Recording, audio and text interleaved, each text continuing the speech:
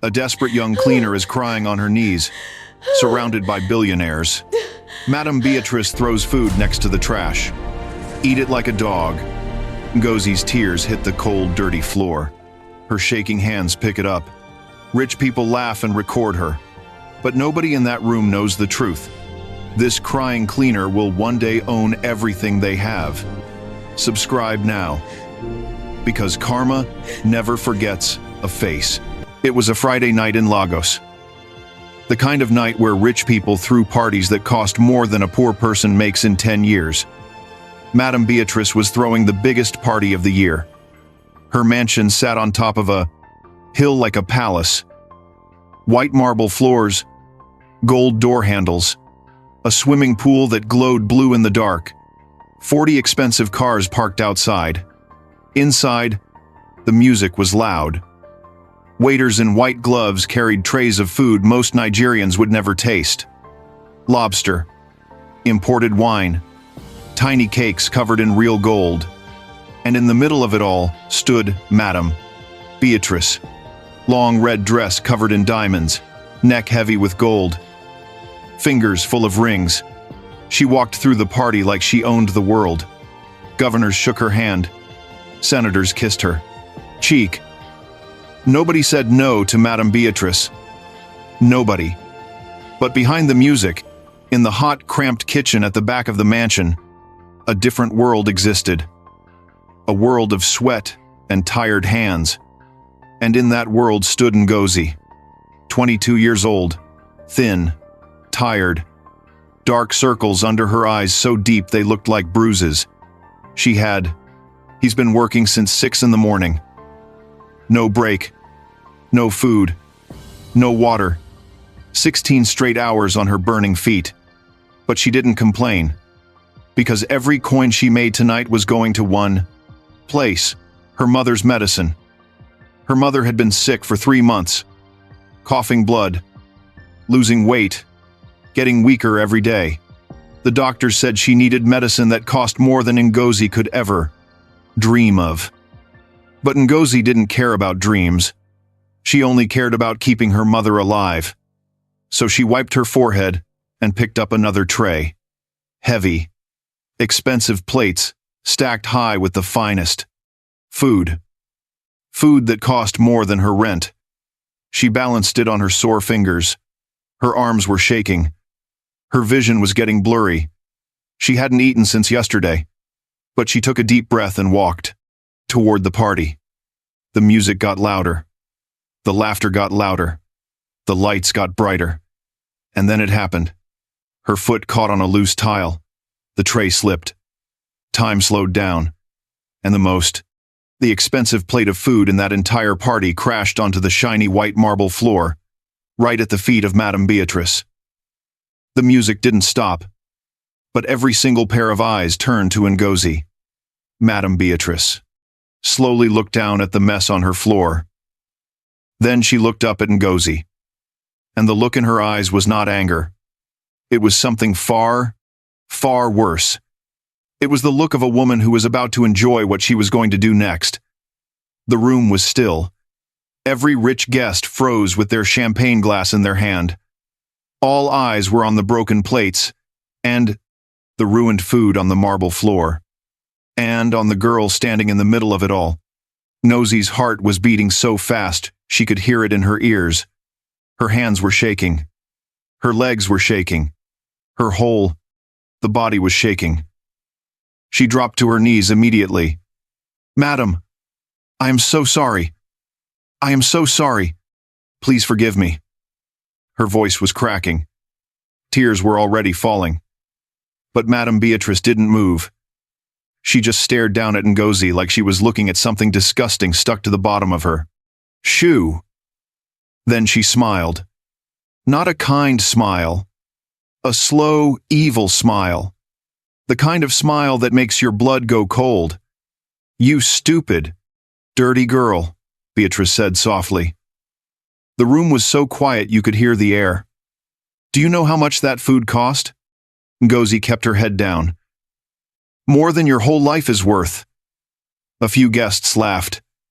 Beatrice liked that. She always liked an audience.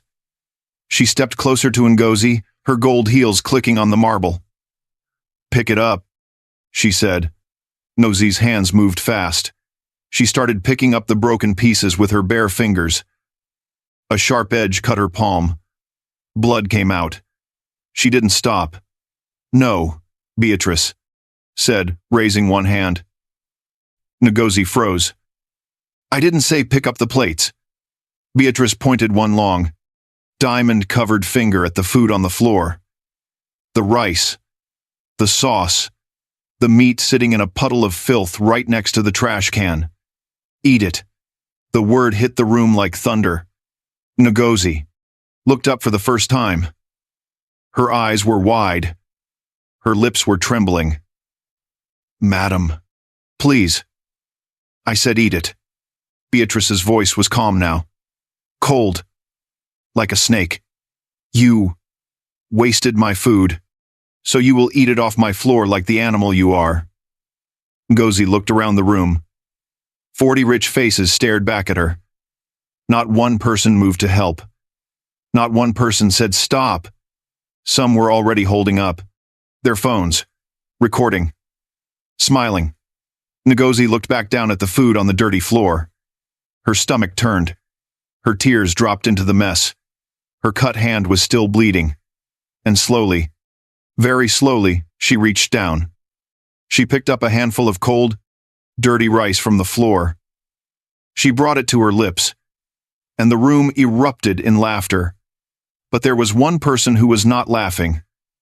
Ngozi. Because behind those tears, behind that trembling body, something was changing inside her. Something dark, something patient, something that would take 15 long years to wake up. But when it finally did, every single person in that room would pay. Starting with the woman in the red dress. If this made your heart hurt, hit that subscribe button right now. Because what Ngozi does next will change everything. The back door of the mansion slammed shut behind her. Ngozi stumbled out into the darkness. The night air hit, her face like a cold slap. It was raining, not soft rain. Heavy, angry African rain that pounds the earth like fists. Within seconds, her thin uniform was soaked through. Her body was shaking from the cold. But the cold outside was nothing compared to what she felt inside. She could still hear them laughing. Every single laugh was stuck in her head, like a nail. She could still taste the dirty rice in her mouth. She could still feel the grit between her teeth. She wanted to scream, but no sound came out.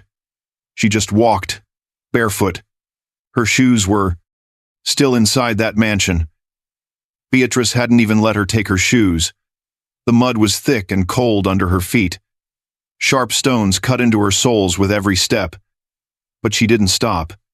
She couldn't stop. Because stopping meant thinking, and thinking meant breaking. The rain mixed with her tears until she couldn't tell which was which. Her cut hand was still bleeding. The blood ran down her fingers and dripped into the mud, red mixing with brown. Nobody was on the road. No cars. No people. Just Ngozi, the rain, and the darkness. She walked for almost 2 hours. Through empty streets. Past closed shops with rusty gates. Past stray dogs that didn't even look at her. Past a whole city that was sleeping while she was drowning. And the worst part was not the rain, not the mud, not the bleeding hand. The worst part was what sat heavy in her chest like a stone. She wasn't paid. 16 hours of work. 16 hours of burning feet and empty stomach. And Madame Beatrice threw her out like trash without a single coin. Which meant one thing. Ngozi had no money for her mother's medicine. Her mother, who was lying in that tiny room, right now, coughing, waiting, hoping her daughter would walk through the door with the medicine that would keep her alive for one more week. And Ngozi was walking home, with nothing. Empty hands, empty pockets, a mouth that still tasted like a rich woman's dirty floor. When she finally reached her street, The rain had slowed to a drizzle. Her tiny room sat at the end of a narrow, dark alley. She pushed the broken door open. It was dark inside, cold inside. She stepped in, water dripping off her body onto the cracked cement floor. "Mama?" She whispered. Silence. "Mama, I'm home." Nothing. Then she heard it. A cough. Weak. So weak it barely made a sound. And when Ngozi lit the small candle by the door, what she saw on that bed made her legs give out from under her. Her mother looked like a ghost. Thin arms like sticks lying on top of the old blanket. Skin so pale it looked gray in the candlelight. Eyes half open but seeing nothing. Lips cracked and dry like desert sand. The small room smelled like sickness, like sweat and old medicine, and something worse. Something that smelled like the end.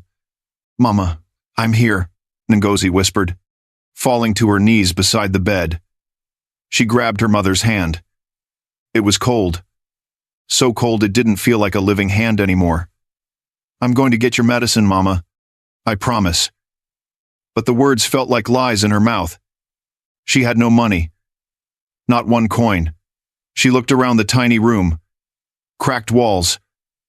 A leaking roof that dripped rainwater into a rusty bucket. One small table with nothing on it. There was nothing left to sell. She had already sold everything. The radio, the chairs, even her father's old Bible. Everything was gone.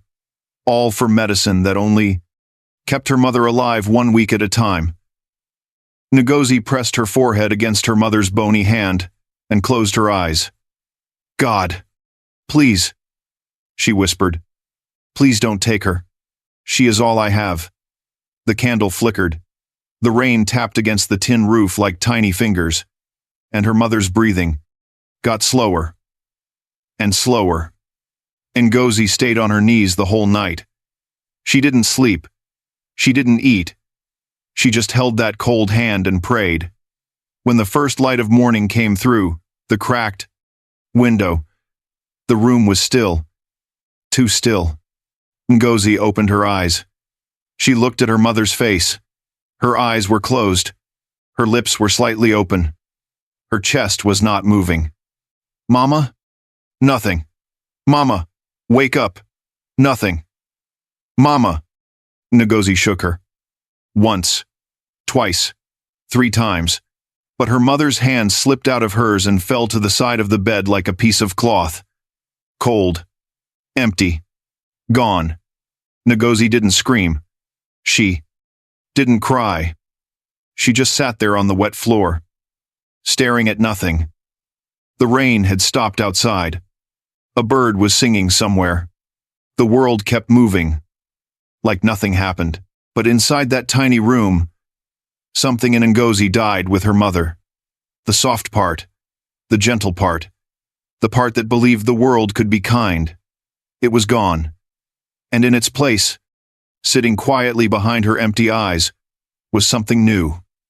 Something cold. Something that didn't have a name yet. But one day it would.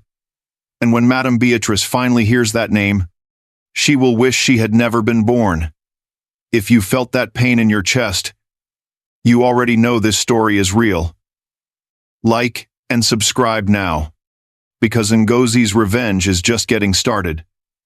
Ngozi buried her mother on a Tuesday. No priest. No flowers. No family. Just Ngozi, a shovel, and the hot afternoon sun beating down on her back. She dug the hole herself in the small patch of dirt behind their room. Her hands bled. Her back screamed. But her face showed nothing. No tears. No expression. Just 2 empty eyes staring at the dirt. When it was done, she stood there for a long time, looking down at the fresh grave. The only person who ever loved her was now under the ground. And the woman who caused it was probably sipping champagne in her golden mansion right now. Ngozi didn't say goodbye. She just turned around and walked away. That night, she sat alone in the dark room. No candle. No food. No reason to stay. But she didn't leave. Instead, she did something strange. She reached under the bed and pulled out a small, torn notebook. Her mother had given it to her years ago. She opened the first page and wrote one sentence. "I will never eat off anyone's floor again." She closed the notebook. And the next morning, she went to work. Not back to Beatrice. Never back to Beatrice. She found a new cleaning job at a small office building across town. The pay was terrible. The hours were long. The boss yelled at her every day. But she showed up. Every single day. She cleaned faster than anyone. She cleaned better than anyone. And every night, she came home and opened that notebook. She wrote down everything she learned. How the office worked. How the boss talked to clients. How money moved in and out. She watched. She listened. She learned. Months turned into years. One cleaning job became two. Two became five. Five became her own small cleaning company. She hired other women, like her. Women who were broken. Women who were hungry. Women who the world threw away like trash. And she paid them fairly. Every single coin. Because she knew what it felt like to work all night and go home with nothing. 3 years passed.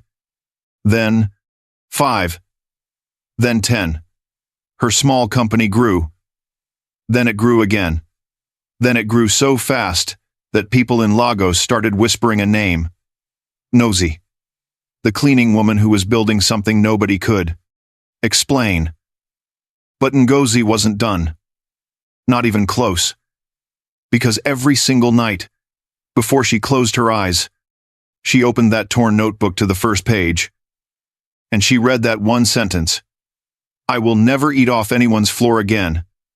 And somewhere across the city, one sentence, in a mansion that was slowly starting to crack, Madame Beatrice had no idea that the girl she made eat off her floor was coming. Not with anger, not with noise, but with something far more dangerous. Patience. 15 years. That's how long it took. 15 years of sweat and sleepless nights. 15 years of that torn notebook on her bedside table. Ngozi was no longer the skinny girl in a dirty uniform. She was 37. Now, sharp, calm, dangerous, in a way no one could see but everyone could feel. Her cleaning company had become something nobody expected. It started with offices, then hotels, then government, buildings. Then she bought her first building, then her second, then her third, Ngozi Holdings. That name sat on the side of the tallest skyscraper in Lagos. 40 floors of glass and steel. Her name was in newspapers. Her face was on magazine covers, but she never smiled in those photos, because this was never about fame or money. This was about a promise she made on the worst night of her life. But while Ngozi was rising, something else was happening across Lagos.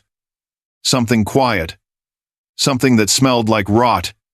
Madame Beatrice's world was falling apart. Her husband, Chief Okonkwo, they had a secret. Debt. Mountains of it. Hidden behind fake companies and borrowed money. Then one Tuesday morning, Chief Okonkwo didn't wake up. Heart attack. Dead. In his sleep. And when the lawyers opened his files, the truth came out like a flood. He owed every bank in Nigeria. The mansion was not his. The cars were not his. The gold, the diamonds, the champagne life all borrowed. All fake. The banks came first. They took the mansion. Then the cars. Then the jewelry. Beatrice stood in her own driveway and watched strangers carry her life out the dock. Front door. Gone. All of it. The friends disappeared next. Governors stopped calling. Senators pretended they never knew her. The same people who kissed her cheek now crossed the street when they saw her. And Madame Beatrice, The woman who once made a girl eat off her floor was now standing on a Lego street corner. Alone. Broke. Wearing the same faded dress for the third week. The city that once bowed to her didn't even look at her anymore. But the worst part wasn't the money or the mansion or the fake friends. The worst part was what waited for her next. A job listing on a dirty notice board. 2 words. Cleaner needed. And the address on that listing was a building she had never heard of. Ngozi Holdings. If you're feeling the chills right now, you already know what's coming. Subscribe and stay. Because karma doesn't forget. It just waits for the perfect moment. Beatrice stood outside the building and looked up. Ngozi Holdings. The letters were huge. Silver against black glass. 40 floors reaching into the clouds. She had never felt so small in her entire life. Her stomach was empty. Her feet were sore from walking in broken sandals. Her faded dress was stained with sweat. 3 months ago, she was wearing diamonds. Now she couldn't afford soap. She swallowed her pride and walked through the front door. The lobby was massive. Cold air hit her face like stepping into another world. White marble floors so clean she could see her own reflection. And her reflection scared her. Thin face. Sunken eyes. Gray hair she hadn't washed in days. She looked like the kind of woman she used to spit on.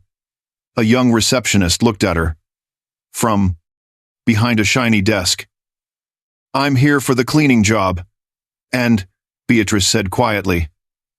The girl looked her up and down. Slowly. The kind of look Beatrice used to give people like Ngozi. "Sit over there," the girl said, pointing to a hard plastic chair in the corner. Beatrice sat. She waited 3 hours. Nobody offered her water. Nobody looked at her. She was invisible. Finally, a man in a gray suit called her name. He didn't shake her hand. He handed her a mop, a bucket, and a faded blue uniform. "Toilets," he said. "4th floor. Start now. No interview. No questions. Just toilets." Beatrice opened her mouth to say something. But nothing came out. Because she needed this job. She needed to eat. So she took the mop and walked to the elevator. The 4th floor smelled like bleach and dirty water. She pushed open the bathroom door. 6 toilets, all filthy. She stared at the first one and her hands started shaking. These hands used to hold champagne glasses. These hands used to wear diamond rings. Now they were holding a toilet brush. She got on her knees and started scrubbing. The smell made her gag. Her eyes burned. But she kept going. Because she had no choice. And every day was the same. Scrubbing. Mopping. Invisible. The younger staff laughed at her behind her back. They called her old woman. They gave her the worst jobs. The blocked drains. The flooded floors. The messes nobody else wanted to touch. And Beatrice took it all in silence. Because she had nowhere else to go. But there was one floor she had never been. 2. The top floor. The 40th floor. The CEO's private office. Nobody went up there without permission. And then one morning, her supervisor walked up to her with a strange look on his face. "The CEO's office needs cleaning today," he said. "You're going up." Beatrice felt something cold move through her body. She didn't know why, but something deep inside her bones was telling her not to get in that elevator. The elevator doors closed. Beatrice stood inside, holding her mop and bucket. Her hands were shaking. The numbers climbed slowly. 10, 20, 30. Each number felt like a step closer to something she couldn't explain. Her chest was tight. Her mouth was dry. 38, 39, 40. The doors opened. The top floor was silent. Not office silent. Power silent. The hallway was long and wide. dark wood, floors polished like mirrors. Tall glass windows showing all of Lagos spread out below like a toy city. At the end of the hallway was one single door. A small gold plate on the front. 2 words. The CEO. Beatrice's heart was beating in her throat. It was just an office, just another room to clean. But her body was telling her something different. Her legs felt like concrete. She took a slow breath and pushed the door open. The office was massive, floor-to-ceiling windows on 3 sides. Lagos glittered below like a blanket of tiny lights. A long glass desk sat in the middle. Behind it was a tall, dark leather chair, turned away from her, facing the window. Someone was sitting in it. Beatrice kept her head down. She always kept her head down now. "Good morning, Ma," she said quietly. No answer. She gripped her mop and moved to the corner. Slow, careful strokes on the floor. She didn't want to be noticed. She just wanted to clean and leave. But she could feel eyes on her. Heavy eyes. The leather chair creaked. It was turning. Slowly. Beatrice didn't look up. She mopped faster, hands trembling. The chair stopped. And then a voice spoke. One word. Calm. Cold. 15 years of patience packed into every letter. Beatrice. The mop slipped from her hands and hit the floor like a best. Gunshot. Her whole body froze. She knew that voice. 15 years had passed. But she knew it. And everything came rushing back like a flood. The party. The broken plate. The food on the floor. The laughter. The rain. The girl she made eat like a dog. Her legs were shaking so hard she could barely stand. She slowly raised her head, and when her eyes met the face of the woman in that chair, her mouth fell open. But not a single sound came out. Ngozi sat in that chair like a queen on a throne. White power suit, sharp shoulders, gold watch on her wrist catching the light. Her face was calm. Her eyes were steady. Not angry. Not smiling. Just still. The kind of still that makes your skin crawl. Beatrice's legs gave out. She dropped to the floor like a bag of sand. Her knees hit the hard wood with a crack. Her whole body was trembling. Her eyes were wide open. Her eyes were wide open, staring at the face she hadn't seen in 15 years. But it was the same face. The same girl. The same Ngozi, who once kneeled on a marble floor and picked up dirty food with her shaking hands. Only now, everything was different. "No," Beatrice whispered. Her voice was barely a sound. "No, no, no. This can't be real." Ngozi didn't move. She just watched. The way a lion watches something small and trapped. "Madam Beatrice," Ngozi said softly.